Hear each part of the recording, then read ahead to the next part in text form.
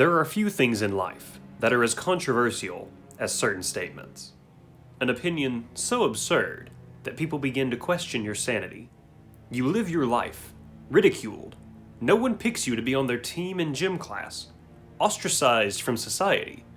All because of one thing. I really liked Let's Go Pikachu and Eevee. Okay, so I'm exaggerating a little bit, let's be real. But it's not a very popular opinion to like Let's Go Pikachu and Eevee. A lot of people say it's way too casual of a way to play through Kanto. A lot of people say that it's the worst version of Kanto. But I really liked Let's Go. I love me some Kanto. It is a very casual way to play through the game where you get to just enjoy the whole experience. And I don't absolutely hate having to weaken Pokemon to catch them, but it's really nice to be able to just throw a Pokeball and get the Pokemon. Maybe that's my addiction to Pokemon Go seeping in. And I feel like I don't even have to mention it, but shiny hunting was amazing in this game. Granted, you didn't have to actually do a whole lot, but whenever you see a shiny Pokemon in the overworld, it changes you. Whenever you see shiny Ponyta on that one route, if you've played any of the other games that— oh my gosh, there it is! Oh, keep the lure. Woo! Yeah! Oh, it's a tiny one too. Oh geez. That's good stuff. And I actually started writing this script before the Pokemon Presents came out, revealing that we were getting Sinnoh remakes and a brand new game in Sinnoh. A lot of people were afraid that we were gonna get Let's Go Sinnoh and not an actual remake in it. Surely they wouldn't just jump straight to it because it doesn't make any sense. But also people were wondering, are we gonna get Let's Go Johto instead? And I would honestly be so for that. I loved Let's Go Pikachu and Eevee, and I love Gold and Silver. I never had Crystal while I was growing up. Don't get me wrong, I am still so pumped for Sinnoh. I love me some Gen 4, I love Diamond, I put so many hours into that game.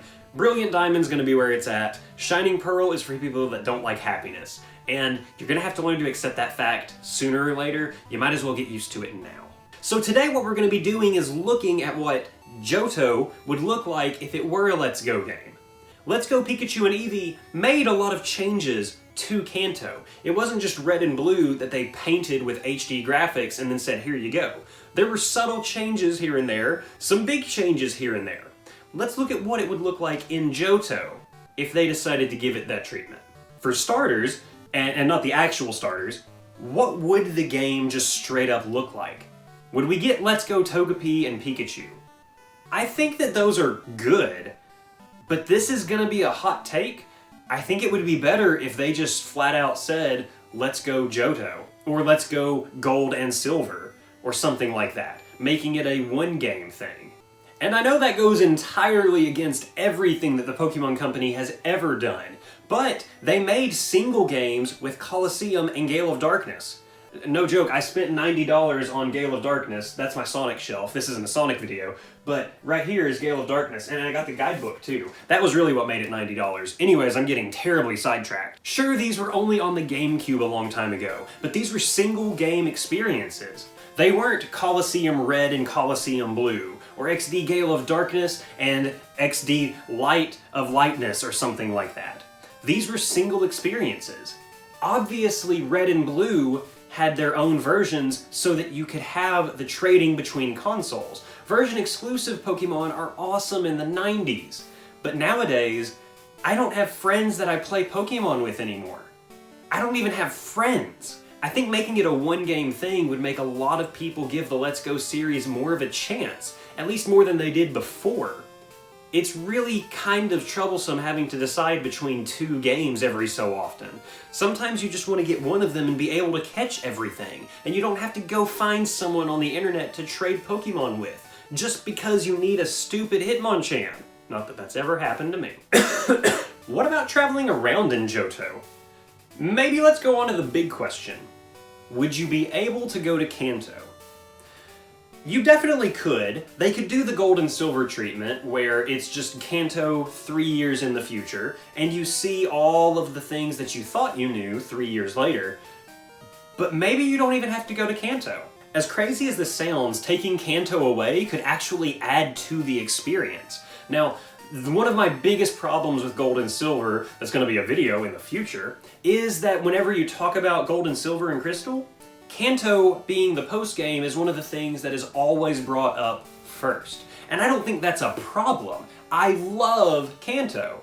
But if the best part about a Johto game is something that's not even in Johto, that's a problem. If they decided to just stick with Johto, I feel like they would have to include a little bit of stuff. They wouldn't absolutely need to. You could beat Lance and then the game would be over. But also, I feel like you just need a little bit more meat there to make it more fun. Maybe you could take the Lake of Rage, like in the Gold and Silver beta, where it was originally its own town, and expand upon that. Or do the Sevi Island treatment. You've got all the Whirl Islands down there. On the map, Cianwood City always is on the left part, or right part, left or right? Wait a minute. It's always on the right part of the map, and there's this big landmass right here. Let's go explore through all that. In Heart Gold and Soul Silver, they put the Safari Zone thing there. That's perfect. Let's do more things like that.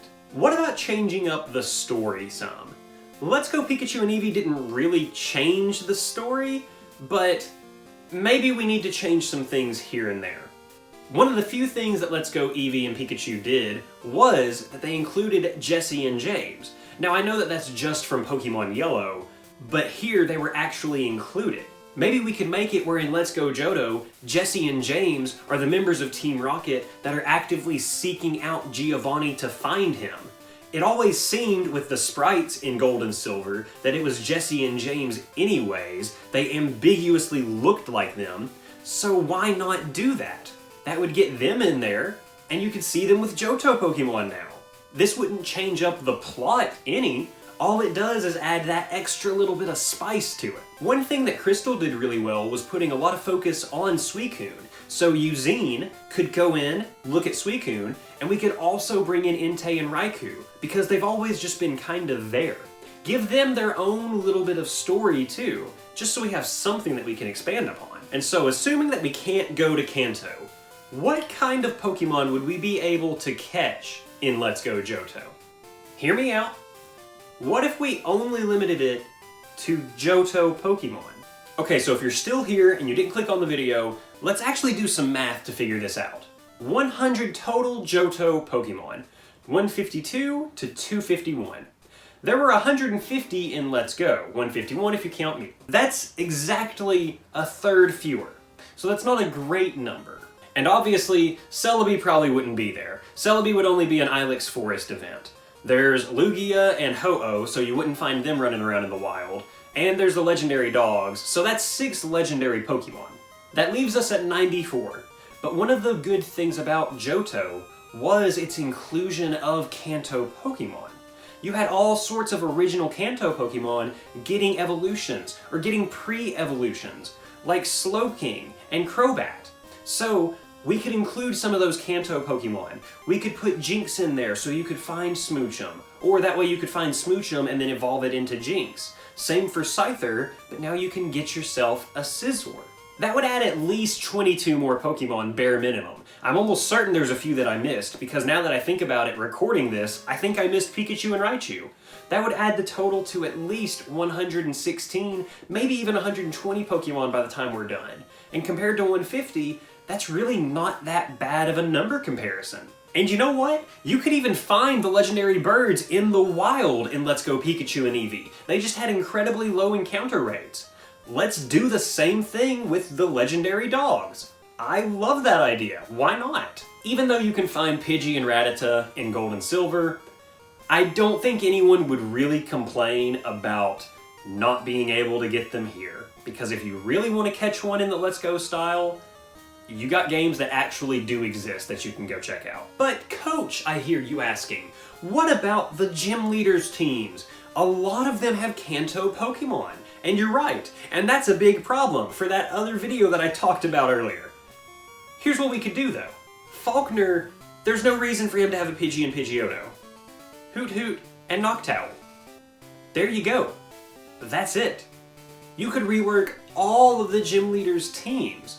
Now Claire, Kingdra was the only new dragon Pokemon added, so maybe we could cut her a little bit of slack. Or maybe we could rework her entire team to begin with. That's not really what I'm here to do because I didn't think about that when I was writing my script, and I'm just now thinking about it off the top of my head. What I did write in the script was maybe we could put a few Kanto Pokemon in here or there.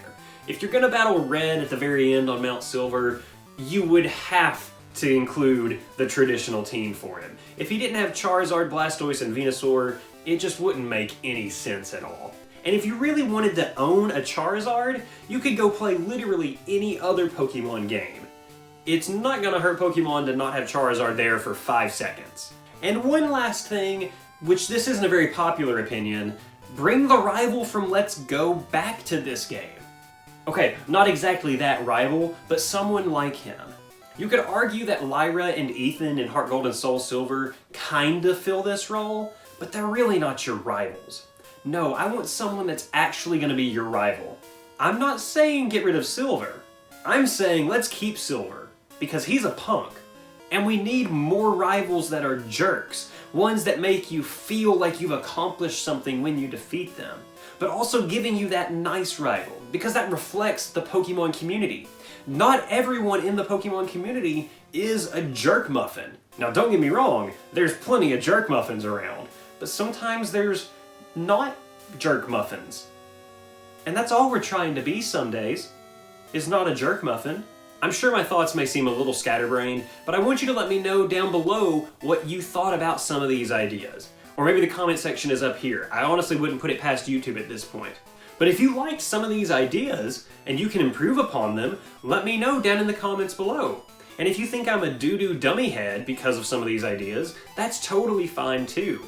Let me know how you would make Let's Go Johto, how you would make it the best game ever. Whatever you do, make sure you like the video if you enjoyed it because it really helps out the channel, and subscribe so you can have more fun videos like this. And until next time, see you later!